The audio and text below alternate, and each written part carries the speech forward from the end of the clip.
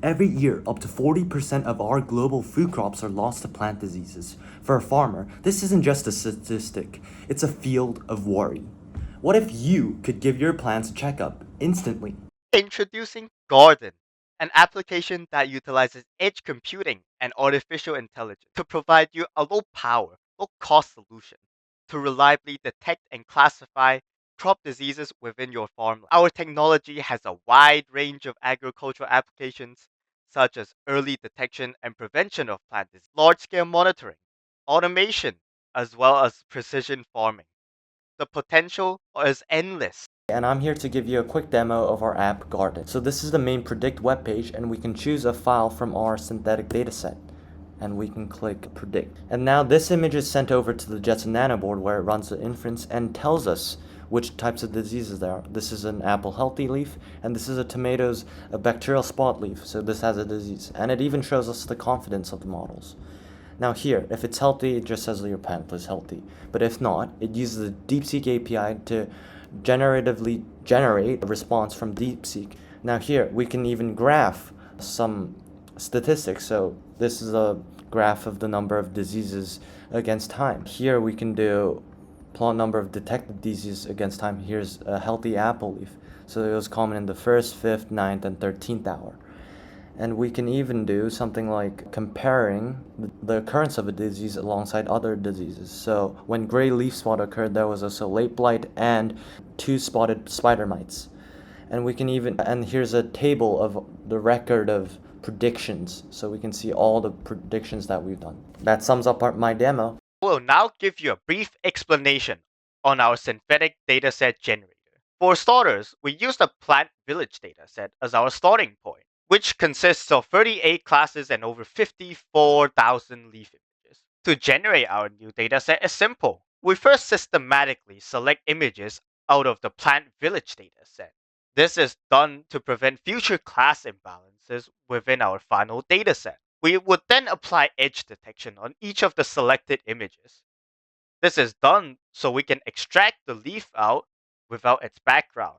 We would then store this new image within a leaf cache. And for our next step, we would select a random amount of leaves from the leaf cache and place it over random locations within a randomly generated background. We would then augment the whole image, which contains the background and the leaves, and we would also place bounding boxes at the corresponding locations of the leaf for the YOLO training.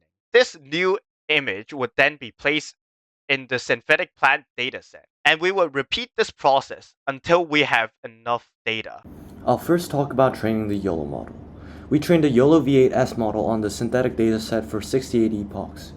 Here is a confusion matrix of our training, and here are some graphs that illustrate our training. So if you see here, our model actually reached around 99% MAP50 accuracy, which is really good for a YOLO model. Afterwards, we tested our YOLO model by comparing the predicted bounding boxes versus the actual bounding boxes. Afterwards, I implemented the model on the Jetson Nano board. I couldn't use Ultralytics as the Nano had an old version of Jetpack, which didn't support the library. Thus, I had to convert the model into Onyx format. The architecture is the following. A farmer sends an image to the main server, which is hosted on a laptop via ngrok. The image is sent to the app edge with server Python code on the Jetson Nano that acts as an API, running the inference for the model and sending the results back to the main server. First, it starts an Onyx inference session that utilizes the Jetson's GPU. When it receives a HTTP request of an image from the server, it decodes the file and then runs the inference function.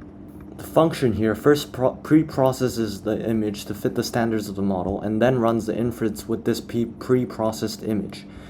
Then using the rescale back function, each bounding box is rescaled to the correct dimensions. In this loop, each box is added to the original image to display where the disease is and also stored in a dictionary.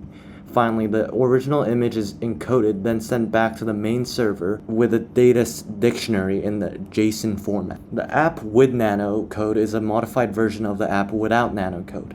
Instead of running inference with Ultralytics on the local machine, it encodes the image and sends it to the Nano with the request library.